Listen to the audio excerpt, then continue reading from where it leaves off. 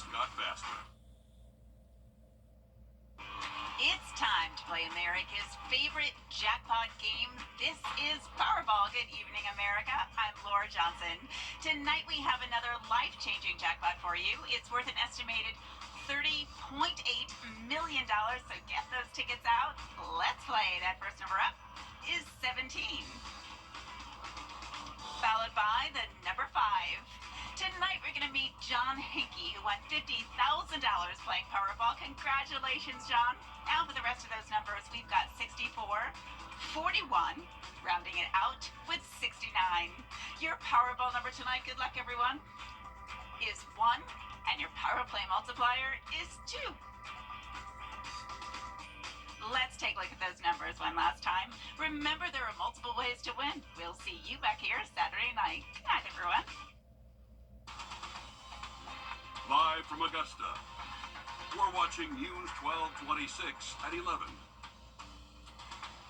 Good evening, I'm Courtney Hicks. Welcome in. Heat to end the week, and then a first alert for Sunday. Let's get right over to First Alert meteorologist Mikhail Hannah-Harding with a look at your forecast. Mikhail?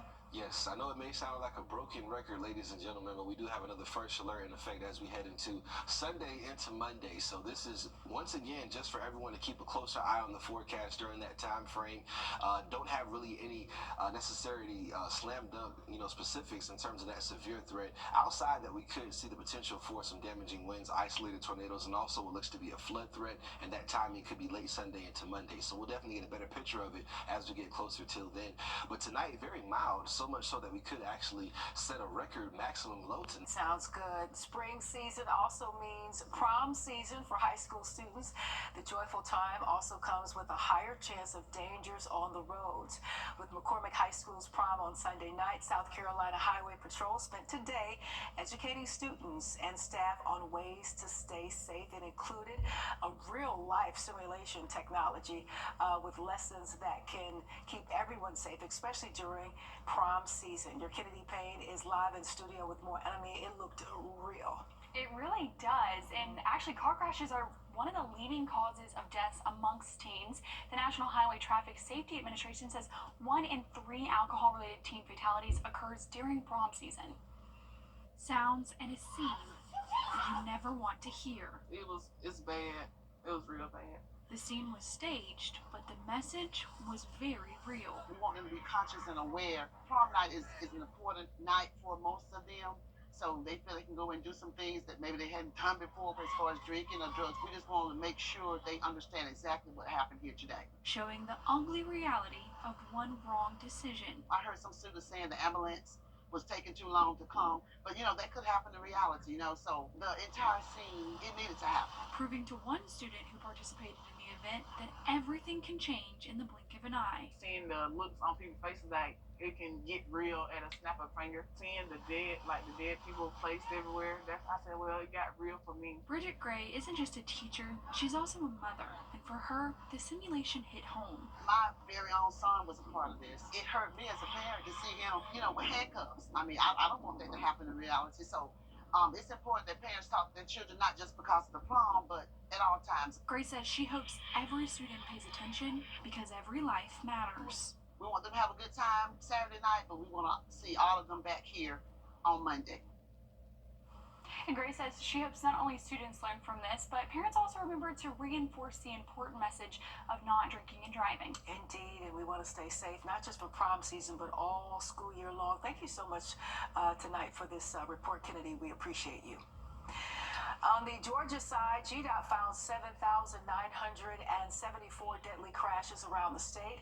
Its data only goes up to 2023. GDOT has some safe driving advice on its website, especially for those high school students that you can see here.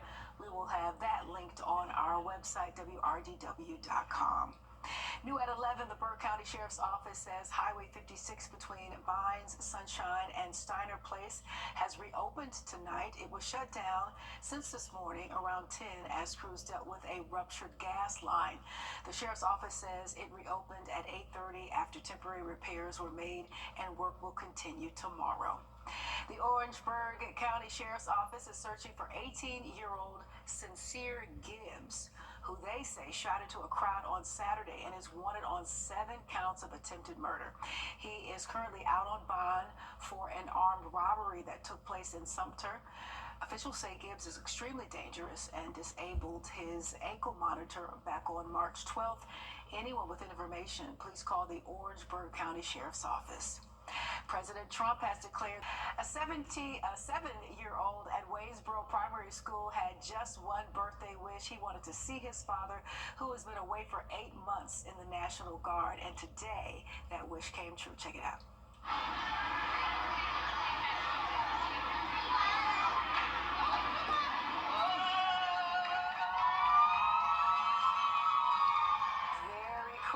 National Guard Staff Sergeant Justin Johnson returned home after serving 8 months of duty to surprise his son at school during lunchtime. You can show your support during Military Kids Day as communities will come together to wear purple on Wednesday, April the 16th. And the color purple is to symbolize all military branches combining Army green, Marine red, and blue for the Air Force and Coast Guard, along with the Navy. But you always see stuff like that, Mikhail, on social media. So to see it like right here in our backyards is a little tearjerker. Most definitely. Just happy for that young man. That's a great shot right there. They got the money shot. Him just trying to get the dad as fast as he can. And I'm glad his wish came true. It was also funny watching the other kids' reaction. I think some of them didn't even understand, what was going on there. But definitely a major moment. So just happy for that father and his son to be reunited, and thankful for his service as well. So just a great story right there, a feel-good story in the midst of everything going on. We need that. We do have just some warm air moving in here. We get a lot hotter finishing off the work week. A taste of summer on the way. We'll talk about that and check our next chance for some storms coming up. When you visit or work with Parker's Kitchen, your support makes a difference. You've helped us rank as Best Workplace in America. None of this happens without you. Thank you. The weather. It's something that affects us all every day. From sunny to severe and anything in between, the 1226 First Alert Weather Team has your back. Well, today is a First Alert Weather Day across the CS already, so we are tracking it. Issuing a First Alert Weather Day, preparing you for whatever Mother Nature has in store days before it happens. And this is the latest system that we're looking at heading straight towards. This is why we First Alert. The News 1226 First Alert Weather Team on your side. I've waited ever since. It's cooler as we head towards next week. All right, thank you so much, Mikhail. The first round of the Augusta National Women's Amateur Championship broke records. Your News 12 sports team has the big recap with all the action after the break. And as we head to break, here's a live look at Sacramento, California, and your winning lottery numbers. We'll be right back.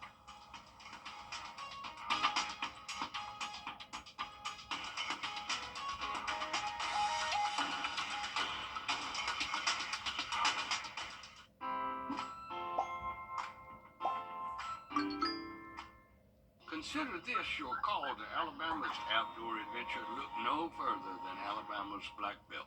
This is the one. I can handle this. But I wonder if the other store has it cheaper. We'll beat any competitor price by 10%. Oh, wow, that's great. It sounds a little too good to be true. Can I speak to a manager? Can I talk to the owner? Also me. We're employee owned. We'll take it.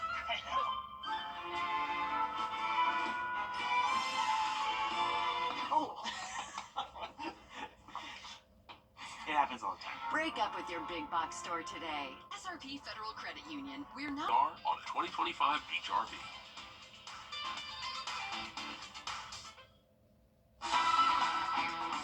On your sideline. Sponsored by Chandler Law Firm.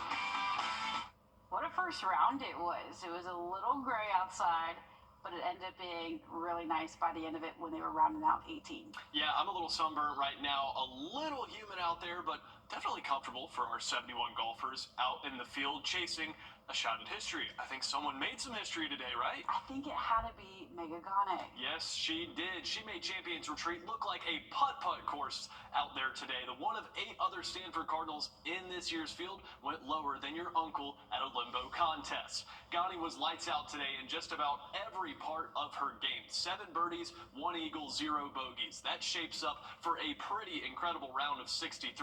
Gotti now holds the record for the lowest single round ever recorded at the Women's Am, beating Rose Zhang's second round score of 65 2 years ago. She's not the only one out there going low. Lottie Wode turned on the afterburners in her first round. She shot 65 and now sits just 2 shots back of Gotti going into day 2.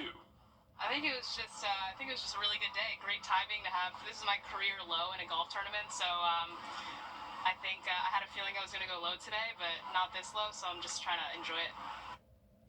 She is super easy to root for everything that she's done with First Tee, DCP, and now look at her in her 5th appearance. Here's a full look at your top 10 so far. Pretty packed up there. Everyone will be chasing Gane and Wode in round 2. 3 golfers currently tied for 3rd at 5 under, 4 tied for 6th at 4 under, and there are plenty of notable names in the mix, Joe. Yeah, there sure are. Aside from Wode, we have 2 other previous champs in the field. Anna Davis, one of them, right there at 3 under. Ella Galitsky leads the 4 South Carolina Gamecocks in the field at 2 under. Former AU Jag Mirabelle Ting with some catching up to do if she wants to play the weekend. One thing that was noticeable out there was the Gamecocks logo and the Dogs logo. They were in full force today. Yeah, they sure were. I didn't see any logos that I personally liked because I'm an Alabama fan, but hey, love to see some local representation out there on the course. You don't want to root for anybody in the leaderboard, might as well root for those donning the red and black or garnet and black. Champions Retreat is missing one sign this week. House divided, welcoming 4 competitors between 2 schools this area knows quite well. Georgia finally has a dog in the fight again, a familiar name too, Katarina Dawn. Georgia's my alma mater. It will forever be my home. I'll forever cheer for the Dogs. I'll never change.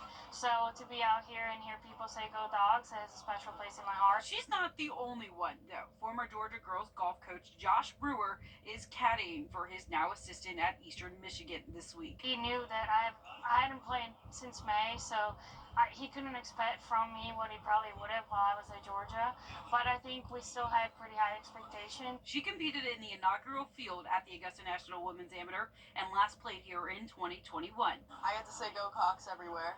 Yep, she said it. Ella Galitsky, Louise Ridquist, and Hannah Darling all back in the field. At the first tee, we were like, go Cox. It gets me every time. It's number 3 for Ella, 2 for Louise. Hannah, now a veteran, making her 4th start. They only have 2 missed cuts between them. All 3 ranked in the top 20 in the latest global amateur rankings. It's so nice to have such good players to compete with day in and day out. I think it just makes you better. I mean, when you play with better players, you just want to be better. I mean, I'm a part of an insane program. We love it out there. We all thrive every day to make each other better and ourselves better. And we compete in and day out every day. So it's awesome. Super proud to be a Gamecock, and especially with Hannah and Ella. Darling had a career best 7th place finish last year. She shot a 66 in the opening round. They're some of my best friends for a starter. You know, we're friends, and that's the main thing. And just, you know, having people to be with and to talk with afterwards, and we'll probably not even talk about golf, which is really nice. And you can just completely get your mind off of the day and just kind of refocus. Wouldn't you want to be a part of that debrief? I was cracking up talking to a few of them. They all said that, Louise, you should watch her warm up because she hits like 5 shots and then she'll just go off the tee box and then shoot a 60. So that's her regular. She did go even today, so we'll see if she starts to pick up and get some of those birdies that we're so used to seeing her doing. Yeah, not only are all these golfers better at golf than mostly everybody here at this news station, they're also very good talkers, and there are a lot of funny ones out there, as you mentioned, a lot of comedians in that field, and a lot of very good play left to be had out there at Champions Retreat. That'll do it for round 1's recap. We'll see you on Thursday for round 2. Check it out at